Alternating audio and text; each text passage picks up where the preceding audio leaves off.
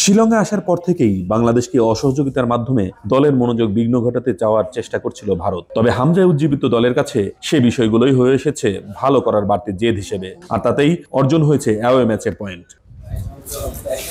এমন অর্জনের পেছনে হামজার অবদানকেই বড় করে দেখছেন দলের ডিফেন্ডার রহমত মিয়া। তার কথায় হামজার কারণেই খেলা সহজ হয়েছে বাংলাদেশের অন্য ফুটবলারদের। হামজা বলছে যে না, আমরা ভালো খেলছি ফুটবল, সো আমরা আশা করি বাংলাদেশে ওদের সাথে জিততে পারবো। আর অ্যাজ ইউজুয়াল সবসময় ও আমাদের সাথে খুব ক্লোজলি মিশতে পারছে, আর আমরাও ওর সাথে খুব ক্লোজলি মিশতে পারছি। আর হামজা বলছে যে আমরা ওদের মাঠে এসে ইজি ছিল না, এটা টাফ ছিল। শুরু থেকেই ওরা আমাদের সাথে এক একটা প্রবলেম ক্রিয়েট করতেছিল, মাঠ প্রবলেম বা এটা প্রবলেম। সো টাইমিং এর কোনো শিডিউল মিলছিল না। সো ওভারঅল আমরা মেন্টালি খুব স্ট্রং ছিলাম, দেখে আমরা এখান থেকে একটা পজিটিভ একটা রেজাল্ট নিয়ে বাংলাদেশে যেতে পারতেছি।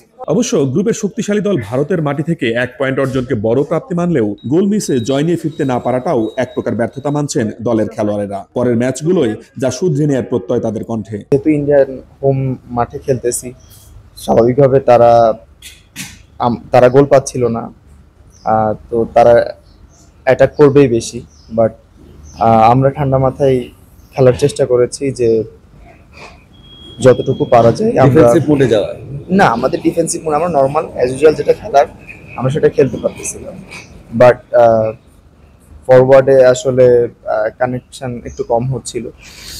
তো এইগুলা নিয়ে আমাদের অলরেডি কথা হয়েছে টিমের ভিতর যে কোন কোন জায়গাতে আরেকটু ইমপ্রুভ করলে আমাদের জন্য বেটার হবে। অপরদিকে হোম ম্যাচে ভারতকে তাদের আতিথেয়তার নমুনা ফিরিয়ে দেওয়ার ইঙ্গিত দিয়ে রাখলেন দলের ম্যানেজার। প্রতিকূলতার মধ্যে দিয়ে আমরা পার করেছি কয়েকটা দিন, তো সেটার মধ্যে দিয়ে একটা বহিঃপ্রকাশ ঘটানোর জন্য যে একটা ভিতরে জিদ কাজ করতেছিল, সেটা কিন্তু খেলার মধ্যে সেটা প্রতীয়মান হয়েছে।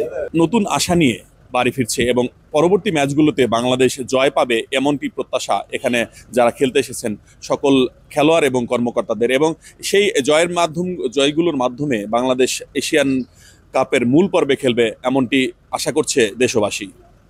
আতিকুল ইসলাম শাকিল, RTV, শিলং, ভারত।